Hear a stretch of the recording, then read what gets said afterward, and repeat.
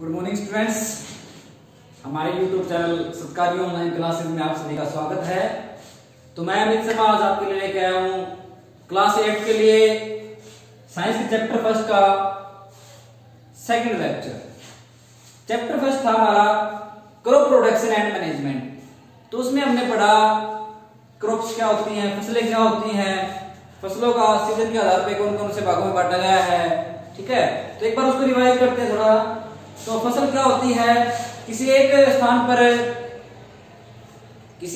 पर एक ही तरह के बहुत बड़े पैमाने पर जो पौधे लगाए जाते हैं तो उन्हें क्या बोलते हैं, फसल बोलते हैं।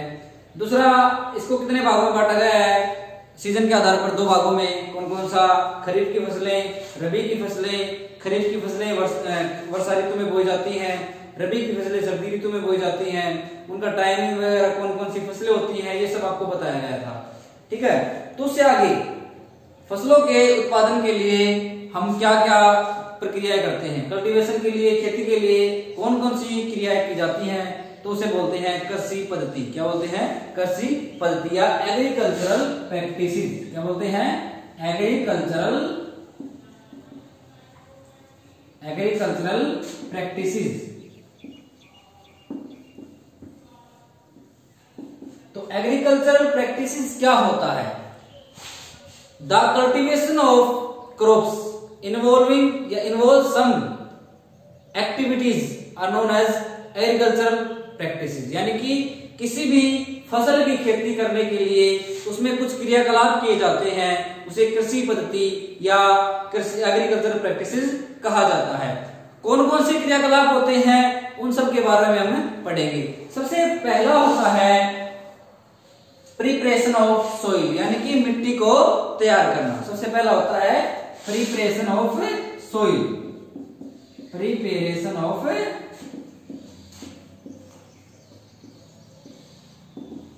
सोइल, यानी कि मिट्टी को तैयार करना, मिट्टी को तैयार करना। तो मिट्टी को तैयार कैसे किया जाता है, क्यों किया जाता है, इसके क्या लाभ है, इन सब के बारे में हम करेंगे इसके बाद। तो क्या होता है प्रिपरेशन ऑफ सोइल, यानी कि मिट्टी को तैयार क्यों किया जाता है। सबसे पहले तो क्या लाभ है इसके। देखो, मिट्टी को तैयार करने का मतलब है बुआई से पहले मिट्टी को उल्टना पलटना या उसको पोला बनाना, या ताकि जो वायु है उसके मिट्टी के अंदर आसानी से पास हो सके, जो पौधे की जड़ें हैं वो अधिक गहराई तक पहुंच सके। ठीक है, पानी है वो अच्छे से ले सके पौधा। तो इस प्रकार इसके लिए मिट्टी को तैयार करना बहुत ही आवश्यक होता है। मिट्टी को तैयार करना जो है उसके लिए किन किन कृषि औजारों का, कृषि यंत्रों का प्रयोग किया जाता है। तो मिट्टी को तैयार करने के लिए बेसिकली हम पहले की बात करें तो हल का प्रयोग किया जाता था, आज के दिन भी किया जाता है हल। दूसरा है कुदाली और नेक्स्ट है कल्टीवेटर।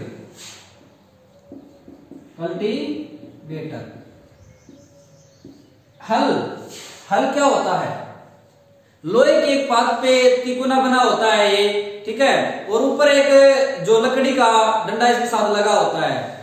ठीक है, इसे हल बोलते हैं। क्या बोलते हैं, हल। पहले लोग पशुओं की सहायता से बैल, ऊंट आदि पे इसको लगा के मिट्टी को तैयार करने का कार्य करते थे। मिट्टी को उल्टते थे ताकि जो मिट्टी है वो महीन हो जाए। दूसरा है कुदाली, इसको बोलते हैं प्लाऊ, PLOUGH। ये है हल, HOE। ठीक है, हो। अगला है कल्टीवेटर। कल्टीवेटर एक ऐसा यंत्र है जिसको ट्रैक्टर पे जोड़ा जाता है, ट्रैक्टर पे लगाया जाता है। ट्रैक्टर पे लगा के जो मिट्टी है उसको महीन बनाया जाता है, उसको तैयार किया जाता है ताकि उसके अंदर हवा आसानी से पास हो सके। एक प्रोसेस होती है प्रिपरेशन ऑफ सॉइल में, जिसको हम बोलते हैं प्लोइंग या टिलिंग।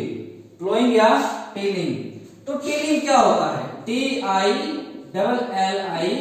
टिलिंग या प्लोइंग। टिलिंग या प्लोइंग क्या होता है, the turning and loosening of soil. The process is known as tilling और प्लोइंग। यानी कि मिट्टी को उल्टने या पलटने की प्रक्रिया जुताई कहलाती है। क्या कहलाती है, जुताई। तो जुताई किसे कहते हैं, मिट्टी को तैयार करने में एक क्वेश्चन बनता है जुताई किसे कहते हैं। तो मिट्टी को उल्टने पलटने या पोला बनाने की प्रक्रिया ही क्या कहलाती है, जुताई कहलाती है। इसके बाद हम बात करते हैं प्रिपरेशन ऑफ सोइल के बाद जो मिट्टी अच्छी तरह तैयार हो जाती है तो उसके बाद उसमें बीजों को बोने की प्रक्रिया होती है जिसे सोइंग बोलते हैं।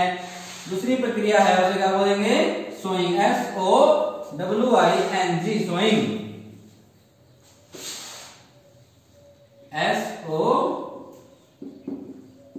सोइंग यानी कि बीज बोना या बोना बोलेंगे इसको, ठीक है, बुआई, इसको बोलेंगे बुआई।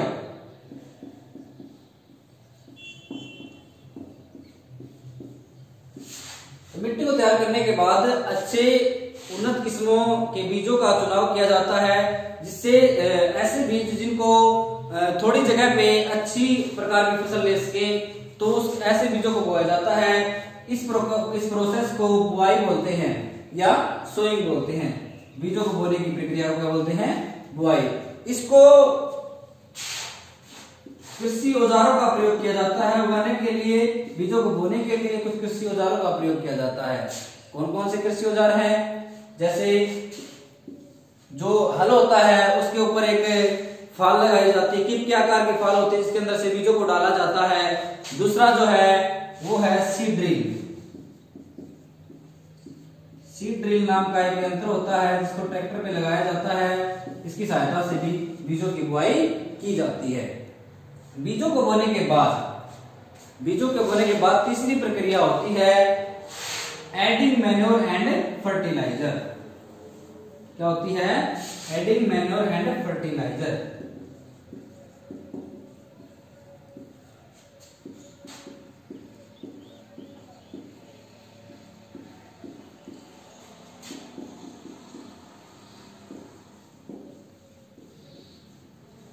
भूमि में उर्वरकों और खाद को मिलाना, खाद या उर्वरक को मिट्टी में या भूमि में मिलाना। बीजों को बोने के बाद कई बार जमीन में कुछ पोषक तत्वों की कमी आ जाती है, उर्वरकों की कमी आ जाती है, तो उस कमी को पूरा करने के लिए खाद या उर्वरक जो है वो जमीन में मिलाए जाते हैं। तो खाद क्या होती है, खाद जो घरों में जो पेड़ पौधे की सूखी पत्तियों के द्वारा या एनिमल वेस्ट के द्वारा तैयार की जाती है, जबकि फर्टिलाइजर या उर्वरक है इसको केमिकल की सहायता से, रसायनों की सहायता से कंपनी फैक्ट्रीज में तैयार किया जाता है, तो इनको डाला जाता है। मैन्योर फर्टिलाइजर के बारे में हम लास्ट में डिटेल से पढ़ेंगे। इसके बाद होता है खरपतवार को हटाना, ठीक है। नेक्स्ट स्टेप होता है वो क्या होता है, खरपतवार, removal of weeds, removal of weeds, खरपतवार को हटाना। तो वीड्स है उसको क्यों रिमूव किया जाता, कैसे किया जाता है, तो होती क्या है, सबसे पहले तो खरपतवार होती क्या है या व्हाट इज वीड्स। तो वीड्स क्या है, तो खेत में फसलों के साथ कुछ अवांछित पौधे उग जाते हैं जिन्हें खरपतवार कहते हैं। खेतों में फसलों के साथ कुछ अवांछित पौधे उग जाते हैं जिन्हें खरपतवार कहा जाता है। तो जो खरपतवार है इसको कैसे कैसे दूर कर सकते हैं, एक तो है रसायनों की सहायता से इसको हटाना। तो सबसे पहले एक तो वीड्स हो गया, वीड्स क्या है, इसको कैसे नियंत्रित करेंगे, ठीक है। और अगला है वीडिसाइड्स क्या है, वीडिसाइड्स क्या है यानी खरपतवार नाशी क्या है। The chemical which are used for removal of weeds are known as weedicides, यानी कि एक ऐसा रसायन जिसको खरपतवारों को नष्ट करने के लिए प्रयोग किया जाता है उसे खरपतवार नाशी कहते हैं। इसको हाथों से या प्लाव से, हल के द्वारा भी जो नियंत्रित किया जा सकता है। रिमूवल ऑफ वीड्स के बाद जब हमने खरपतवार उसके अंदर से हटा दिए तो नेक्स्ट प्रोसेस क्या आएगी, उसके अंदर खरपतवारों को हटाने के बाद क्या करेंगे,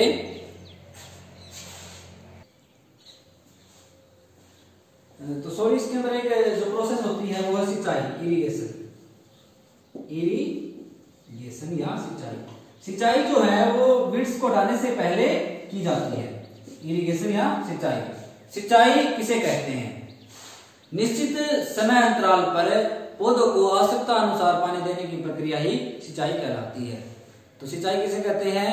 निश्चित समय अंतराल पर पौधों को आवश्यकता अनुसार पानी देने की प्रक्रिया सिंचाई कहलाती है। ठीक है, सिंचाई है वो कितने प्रकार की होती है? ठीक है, इरिगेशन है कितने टाइप से होता है? सिंचाई दो प्रकार की होती है।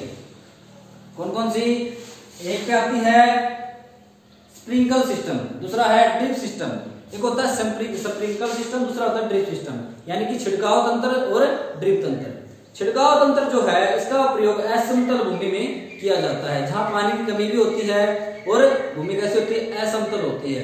तो वहां पे ट्यूबवेल की सहायता से, ट्यूबवेल से पानी लिया जाता है और नोजल या फुहारों की सहायता से पानी को खेतों में छिड़काव किया जाता है। तो इसे क्या बोलते हैं? छिड़काव तंत्र बोलते हैं।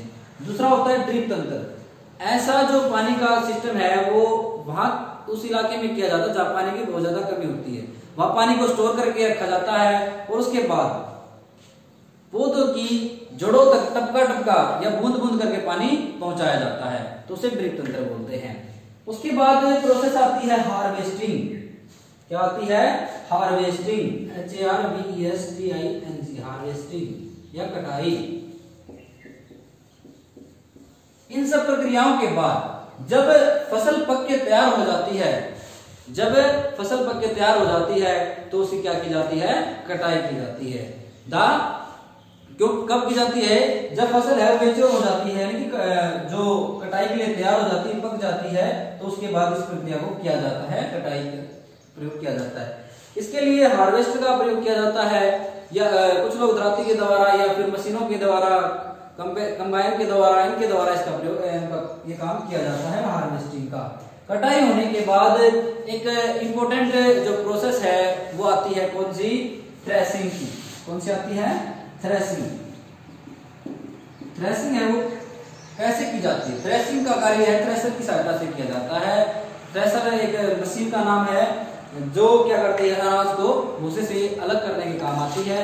ठीक है, तो थ्रेसिंग होने के बाद जैसे अनाज या ग्रेन्स हमें मिल जाता है तो हम क्या करते हैं? ग्रेन्स मिलने के बाद उसका जो क्या होता है लास्ट में प्रोसेस होती है स्टोरेज। क्या करना? भंडारण करना। क्या करना? भंडारण करना। ठीक है, भंडारण करने से पहले एक प्रोसेस आती है विनोइंग।